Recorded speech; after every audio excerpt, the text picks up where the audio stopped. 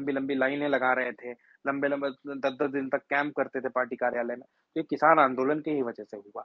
तो जो किसान आंदोलन में शामिल रहा है या किसान आंदोलन का समर्थक रहा है, वो एनडीए का समर्थन नहीं कर सकता। देखो जैन जी का सम्मान हमेशा रहेगा, आज भी है, कल भी रहेगा।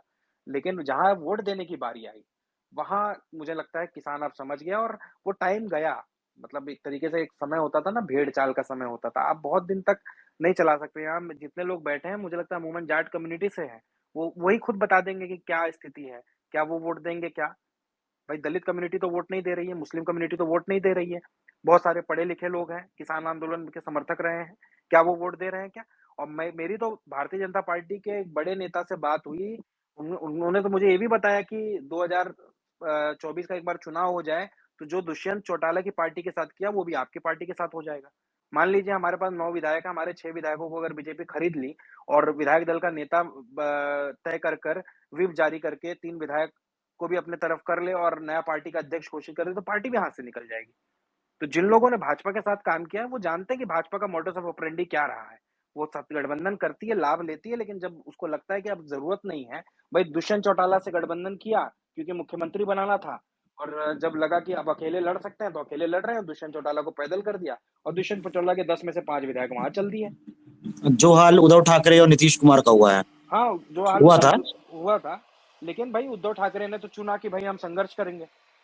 उद्धव ठाकरे भी चाहते हैं तो भाई उद्धव ठाकरे को आज भी एक फोन करना है, मोदी शिंदे को लात मार के बाहर निकाल देंगे।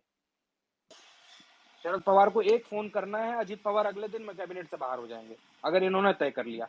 जब वो इतने साल संघर्ष कर अपनी पार्टी की कुर्बानी दे सकते हैं, अपने विधायकों की कुर्बानी दे सकते हैं, तो हम तो बहुत अभी तो हमारी शुरुआत थी। और मुझे लगता है अभी तो आरएलडी का एक तरीके से नया जन्म हुआ था। 9 विधायक हुए थे, राजस्थान में हमारा विधायक एक जीता था, टोटल 10 हमारी स्ट्रेंथ थी। हम लगातार ऐसे मुद्दों पर बात कर रहे थे जो जिससे लोगों को, मैं महाराष्ट्र जाता था, महाराष्ट्र के लोग बोलते थे कि अरे आप बुलाइए ना, क्योंकि लोग सुनना चाहते थे, लोग जानना चाहते थे कि अरे यार किसानों की पॉलिटिक्स भी आज भी जिंदा है। जहाँ किसानों का बच्चा आज पॉलिटिक्स किसानी करने को मना करता है, वहां आज किसानों को मुख्य धारा में, किसानों की पॉलिटिक्स मुख्य धारा में। और किसान वो कौम है जिसने पिछले 10 साल में, जो मोदी को इतना अहंकार है कि वो किसी की नहीं सुनता, वो अपनी सुनता है, उसको माफी मांगनी पड़ी है।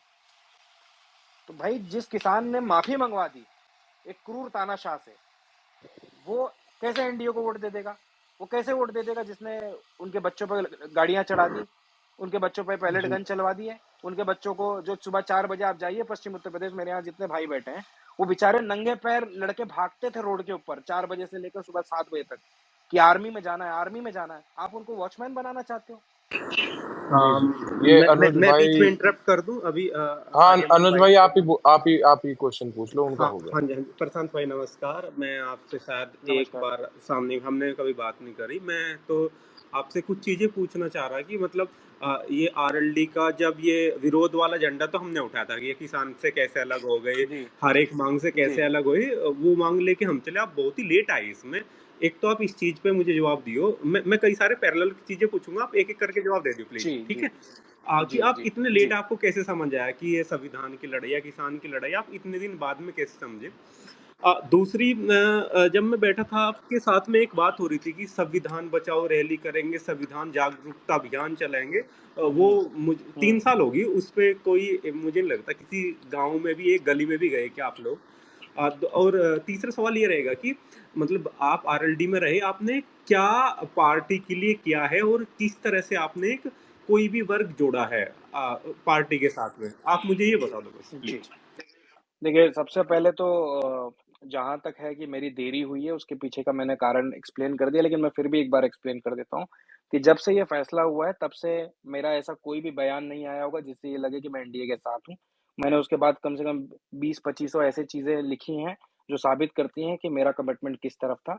मैं इससे पहले भी बता चुका हूँ कि महेश भाई को मैंने, और बहुत सारे जो हमारे भाई हैं, उनको, ये आर्यमान को भी पता था कि मैं कब इस्तीफा देने भैया वाला हूँ। आप तो आरएलडी में रहते हुए कांग्रेस पे भी ट्वीट करते रहते थे ना विपक्ष में, तो वो तो अलग बात है कि आप तो पक्ष आप।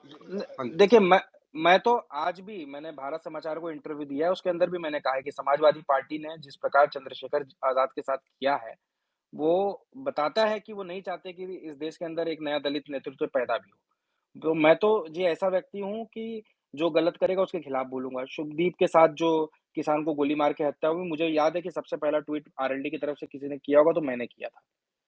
एफआरपी पे जो भ्रामक खबर भाजपा ने फैलाई, एनडीए में जाने के बाद आरएलडी की तरफ से सबसे पहले उसको डिबंक करने का काम अगर किसी ने किया था तो मैंने किया था। तो लगातार मैं ये करता रहा हूँ, लेकिन मुझे जो एक्स्ट्रा 20-25 दिन लगे उसका कारण 14 अप्रैल था। 14 अप्रैल की डेट को मैंने चुना था मेरे इस्तीफे का दिन, चूँकि बाबा साहब अम्बेडकर की जयंती थी, जिसके कारण मुझे ये दिन चुनना पड़ा, क्योंकि इसी दिन मैं पार्टी में शामिल हुआ था। तो मुझे एक तरीके से सांकेतिक रूप से ये भी जवाब देना था कि मैं किस विचारधारा से बिलॉन्ग करता हूँ और किस विचारधारा का मैं समर्थन करता हूँ।